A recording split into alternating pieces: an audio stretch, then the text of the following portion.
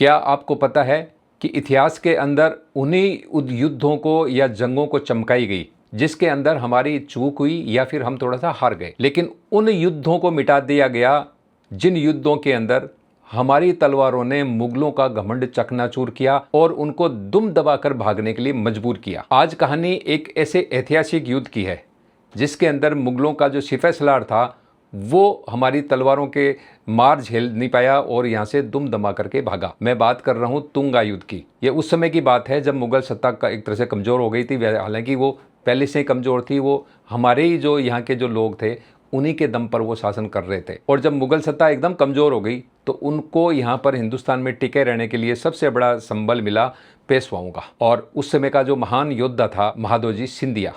महादोजी सिंधिया मुगलों के वकील मुतकाक बन गए। हालांकि लोग कहते हैं कि ये उन्होंने ज़बरदस्ती ये पद हथिया लिया था। और उसके बाद उन्होंने यहाँ के जो जितने भी जो राजस्थान के राजा थे उनसे कर वसूलने की एक मुहिम चलाई। तो उस समय उन्होंने जयपुर के जो राजा थे उनसे करीब 64-65 लाख रुपए कर मांगा, तो जयपुर वालों ने मना कर दिया। और उसके बाद क्या हुआ कि जब इन्होंने मना कर दिया तो महादजी सिंधिया एक बहुत बड़ी विशाल मुगल सेना लेकर के वो जयपुर के ऊपर चढ़ाए। जब ये सेना आ गई तो उस समय जयपुर के जो राजा थे सवाई प्रताप सिंह जी, उन्होंने जोधपुर वालों से बात की कि भाई आज हमारे ऊपर हमला किया, कल को ये आपको परेशान करेंगे, आपसे टैक्स मांगेंगे, तो आप भी हमारा साथ दो। तो वहाँ पे राठौड़ों की एक घुड़सवार दल, एक तगड़ी सेना वहाँ से आ गई। उसके बाद ये जो आमेर का जो कच्छा वंश है उनके जितने भी जो दूसरे जो शाखाएँ हैं, जैसे शेखावत है, नातावत है, खंगारोत है और भी कई सारी हैं, तो ये सारे के सारे शाखाएं, इनके जो जितने भी जो जागीरदार थे, सामंत थे, वो सारे के सारे अपनी अपनी सेनाएं लेकर के युद्ध के मैदान में आ डटे। और जुलाई 1787 के अंदर ये युद्ध हुआ। इस युद्ध के अंदर यहाँ की जो सेना थी, हालांकि संख्या में कम थे, लेकिन इन्हें अपनी मातृभूमि की रक्षा करनी थी, अपनी अस्मिता की रक्षा करनी थी, अपना स्वाभिमान बचाना था। तो इन्होंने वो तलवार चलाई कि वहाँ पर जो मुगलों का जो सिपह सलार बन करके आए थे महादजी सिंधिया, उनको यहाँ से दुम दबा करके भागना हुआ। हालांकि मैं महादजी सिंधिया के बारे में बता दूं कि वो उस समय के एक बहुत बड़े योद्धा थे और उनके बारे में ये कहा जाता है कि उन्होंने कोई युद्ध हारा ही नहीं।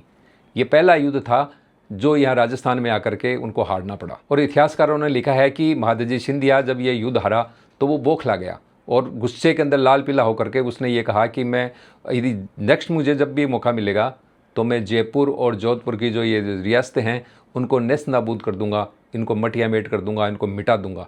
ऐसा यहाँ से वो प्रण करके गया था, लेकिन उसका सपना कभी ये पूरा नहीं हुआ। जिन मुगलों का वो सिपह सलार बन करके आया था पक्ष लेकर के, आज उनके वंशजों को देखो, वो तो कहीं भीख मांग रहे होंगे या कहीं कोई मजदूरी कर रहे हैं, कोई रिक्शा चला रहा है, कोई कहीं है।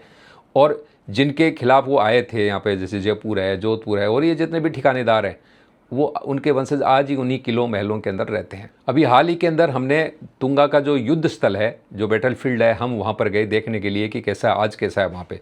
तो वहाँ पर जो हमारे शेखावाटी के अंदर एक ठिकाना है बिसाऊ, वहाँ के ठाकुर सूरजमल जी, उन्होंने इस युद्ध के अंदर बहुत बड़ी महत्वपूर्ण भूमिका निभाई थी। वो हरावल के अंदर लड़े थे, ऐसा उनके वंशज कहते हैं। उन्होंने जो भूमिका निभाई थी और उन्होंने अपने प्राणों का वहाँ पे बलिदान दिया था, वो उस युद्ध के अंदर वीर गति को प्राप्त हुए थे। तो जहाँ पे वो वीर गति को प्राप्त हुए, जहाँ पर उनका दाह संस्कार किया गया, वहाँ पर एक बहुत बड़ी छतरी बनी हुई है जो उनके जो पुत्र थे श्याम सिंह जी, उन्होंने वो छतरी बनवाई थी। लेकिन इतिहास के अंदर लिखा है कि उनका वो स्मारक बनाने के लिए वहाँ पर 25 बीघा भूमि जयपुर के महाराजा प्रताप सिंह जी ने वहाँ पर अलॉट की थी कि भाई यहाँ पर ये गोचर छोड़ दिया जाए और एक तरह से बनी छोड़ दिया जाए। पहले क्या होता था कि ये जितने भी जो योद्धाओं के स्मारक होते थे वहाँ पे जगह छोड़ी जाती थी कि भाई यहाँ गायें चरे और उसको बनी बोलते थे। तो वो 25 बीघा भूमि उस समय अलॉट की गई थी। हालांकि आज वो सारी की सारी खुर्द बुर्द हो चुकी है, किसके पास है पता नहीं, लेकिन कुछ थोड़ी सी जगह बची हुई है। छतरी के आसपास भी पंचायत समिति का दफ्तर खुला हुआ है। तो अभी हम जब वहाँ गए तो हमने उनको नमन किया और भी वहाँ पर छतरियाँ हैं, क्योंकि इस युद्ध के अंदर जो मतलब जो ये कच्छावा वंश के जो लोग थे, उनके अलावा राठौड़ों को भी कई सामंत और कई जागीरदार थे, उन्होंने भी यहाँ पे प्राणों का बलिदान दिया था। हालांकि इस वीडियो के अंदर हम सबका नाम नहीं ले पा रहे क्योंकि वीडियो बहुत ज़्यादा लंबा हो जाएगा। हमारी कोशिश रहेगी कि यहाँ पर जिन योद्धाओं ने प्राणों का बलिदान दिया था उनकी एक एक की जानकारी लेकर के उनके ऊपर अलग से वीडियो बनाया जाए। लेकिन जैसा कि हमने बताया कि यहाँ पे सूरजमल जी की छतरी है जो बिसाऊ के ठाकुर साहब थे, तो उस छतरी का जो साइज़ देखने पे और वहाँ जो जगह छोड़ी गई थी 25 बीघा, तो उसको देखते हुए हमें लगता है कि उन्होंने बहुत महत्वपूर्ण भूमिका निभाई थी। और यहाँ पे जो तुंगा युद्ध है वहाँ पे हमने ये भी देखा, जो स्मारक है उसके पास में एक बावड़ी भी बनी हुई है। तो वहाँ के राजाओं ने देखो कितना सिस्टम से बनाया था कि भाई यहाँ पे कोई रहेगा, कोई पूजा पाठ करेगा तो उसको पानी भी चाहिए, तो एक शानदार बावड़ी बनी हुई है। और बावड़ी के किनारे भी एक कोई भूमिया जी महाराज है, वहाँ भी एक शिलालेख लगा हुआ है, तो उसको हम पढ़ नहीं पाए। और लेकिन मैं जो सेव आवर हेरिटेज की जो टीम है उनसे मैं निवेदन करूँगा कि कभी वो तुंगा जाए और उनके ऊपर जो शिलालेख लगे हुए हैं उनका पठन करवाए, ताकि लोगों को पता चले कि वो भूमिया जी कौन है। हालांकि उनकी पूजा नियमित हो रही है, लेकिन लोगों को पता तो चले कि हम किसको पूज रहे हैं। तुंगा से थोड़ी ही दूर है माधोगढ़, वहाँ पे एक शानदार गढ़ बना हुआ है जिसके बारे में कहा जाता है कि ये माधो सिंह जी ने बनवाया था। सवाई प्रताप सिंह जी थे जयपुर के महाराजा, वो जब ये तुंगा युद्ध हुआ तो वो उस गढ़ के अंदर ठहरे हुए थे, और उनके बारे में कहा जाता है कि वो गढ़ के ऊपर बैठ करके वो दूरबीन से पूरे युद्ध का जायजा लिया करते। तो ये थी तुंगा युद्ध की जानकारी। अब ये बताइए कि किताबों के अंदर ये तुंगा युद्ध आपको क्यों नहीं पढ़ाया जाता?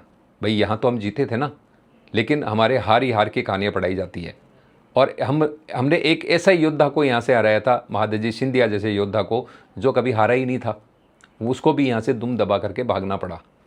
तो उम्मीद है कि ये जो जानकारी है आपको ये पसंद आएगी। इसी तरह का कोई युद्ध क्षेत्र होगा या फिर किसी और कोई फोर्ट होगा जहाँ पे हमारे योद्धाओं ने वीरता प्रदर्शित की है, उसकी हम जानकारी लेकर प्रस्तुत होंगे। तब तक बने रहे हमारे साथ। धन्यवाद।